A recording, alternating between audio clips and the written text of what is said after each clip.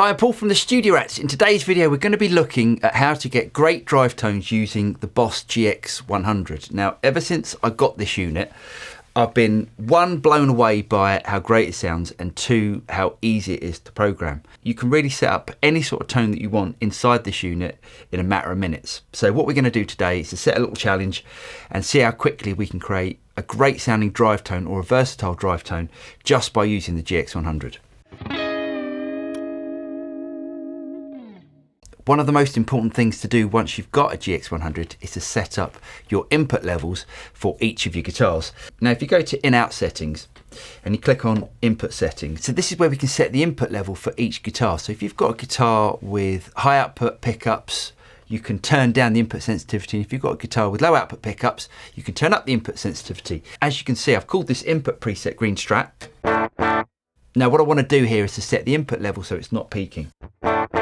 So if I turn up my input sensitivity, now if you look at the display, you'll see that I'm just going into the red. So let's just bring it back to -1.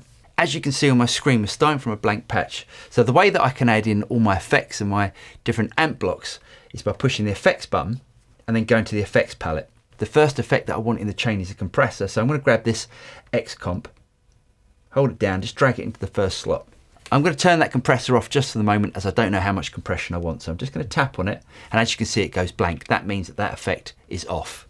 Now I'm going to scroll all the way over until I get to the divider. Now I'm going to click on that divider and I'm going to load that into the second slot. What that's enabling me to do is to have two different amplifiers or two sets of effects running in parallel. Let's go back to the amp block. I'm going to drag the amp module down to the first slot and also down to that parallel slot as well. I want to get a high gain sound from this, so my favourite overdriven amp, if I go to X high gain, sounds like this.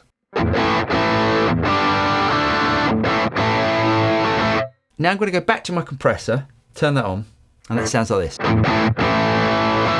Now what I like to do with the compressor is not to have so much compression. I just want to even out some of the peaks, and I don't want to have it over compressed. For me, that's compressing far too much. So let's bring the sustain back and let's jump up a page. I'm going to bring the ratio back to 2:1. And I'm also going to turn up the direct mix. What the direct mix is doing is allowing some of that clean guitar signal to come through as well as the compressor. Let's turn it up to about 60. We've taken some of the top end off, so let's just turn the tone up just a little bit. And let's go back to the amp slot. When you load up this amp, it's quite a dark sounding amp, so let's turn down the bass, turn up the presence and the treble just a little bit.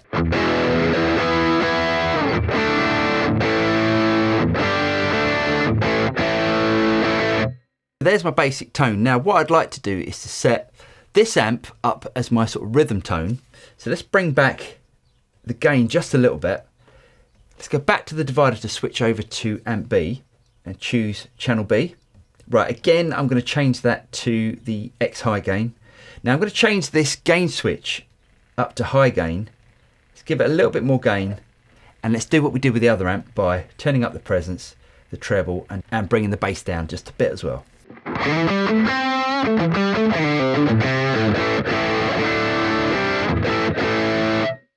Now, if I go back to my divider, I can switch between my high gain rhythm sound and my lead sound.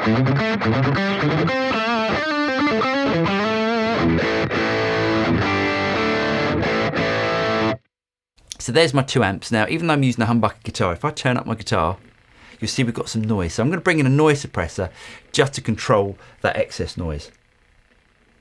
So let's scroll across and let's drag that noise suppressor just after the amps. Now, just by dropping it in the slot, you can hear it's instantly reduced that noise.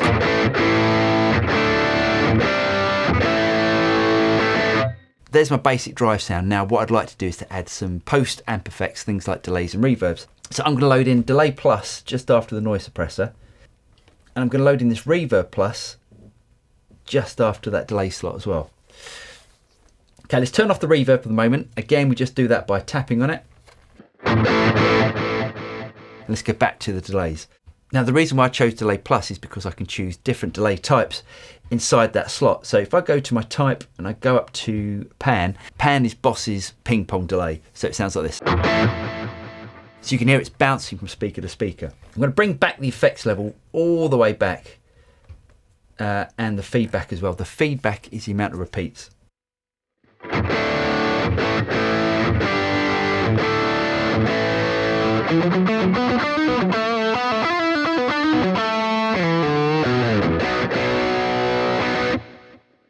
Now that delay's given us a nice bit of width. Let's add some reverb by clicking on the reverb slot and turning it on. Now I'm going to change this to the plate setting.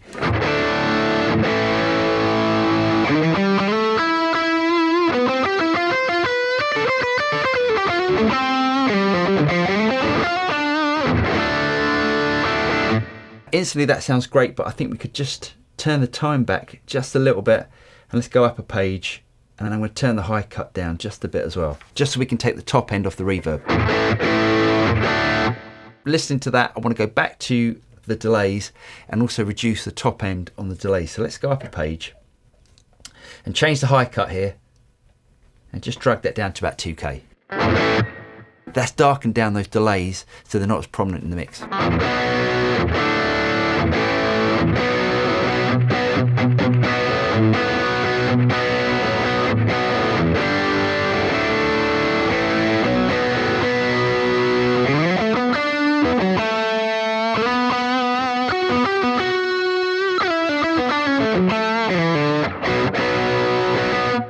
There's my guitar tone. Now, if I go back to my divider, what I can do is to switch between my lead sound and my rhythm sound.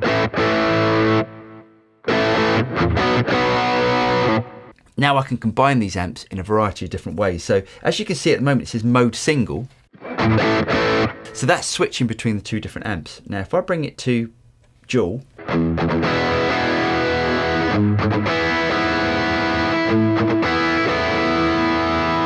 now that's combining both of those amps. If I switch it back to single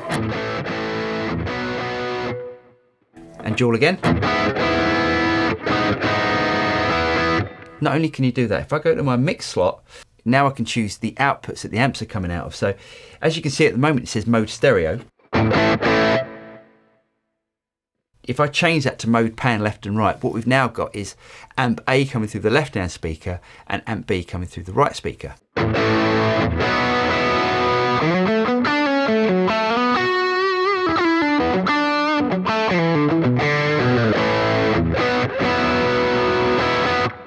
Now that sounds great, and if you want a really wide guitar sound, that's absolutely perfect. But for this patch I don't, so I'm going to change that back to stereo. So here's the patch. On the GX100 you'll see we've got this C1 and C2 button. C2 by default is using the tuner function, but C1 at the moment is blank. And you can set these controllers up to do whatever you want, but I'm going to set this controller to switch between the different amps. So I'm going to go to my control expression here and choose assign settings. Now by default you see we've got this control 1. I'm going to turn that on, and as you can see you get a little green light that comes on. Now that means that this controller is now active. I'm going to change the category to divider and parameter to channel select. What that's going to do is to switch between the two different amps. So I've got my rhythm sound, and then I can switch over to my lead sound.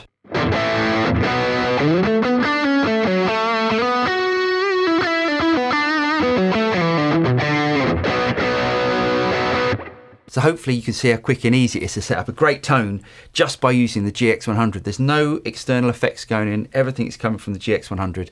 It's so simple to use and it sounds absolutely brilliant. Anyway, I'm Paul from the Studio Rats. I really hope you guys got something out of this. If you did get something out of it, don't forget to like and subscribe, click on the bell button, and you'll be notified of any future video that comes out from the Studio Rats. I'm Paul and I'll see you next time. Cheers.